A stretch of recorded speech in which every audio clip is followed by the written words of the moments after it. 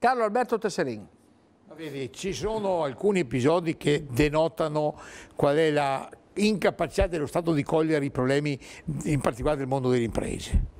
Abbiamo fermi in tesoreria unica 1,5 miliardi e noi non possiamo con quei soldi nostri pagare i nostri debiti. Non paghiamo alle nostre imprese i nostri debiti, però quelle imprese devono pagare i loro debiti. Significa che le destiniamo a inevitabile fallimento. Se questa cosa la Corte Costituzionale l'ha ritenuta ammissibile perché dobbiamo salvaguardare il bilancio dello Stato, significa che non esiste più il concetto del diritto, perché tu hai un debito con me, i soldi devi averli da me, ma io che per darti devo incassare i miei crediti nei confronti dello Stato, lo Stato me li può non dare.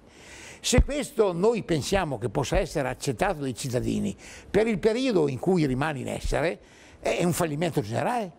Ma questo non è che colpisce in maniera uguale in tutta Italia, perché le amministrazioni colpite sono quelle che hanno gestito bene e quindi hanno le risorse, perché chi le risorse non ce le aveva, come per esempio il Piemonte, in quella realtà i soldi non vengono trattenuti perché non li avevano. A noi vengono trattenuti perché avendo amministrato bene, così come i nostri comuni che li avevano, gli vengono bloccati i soldi. Siamo all'impazzimento in ordine al diritto elementare, voglio dire.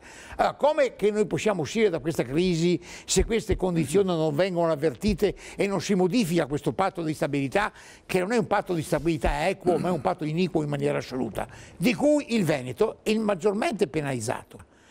E noi siamo quelli che dovremmo contribuire più degli altri al riequilibrio dei conti pubblici nei confronti dell'esportazione, ma siamo nella condizione che paghiamo più di tutti. Ecco perché le richieste di referendum, quella per l'indipendenza e quella per maggiore autonomia, debbono essere sostenuti.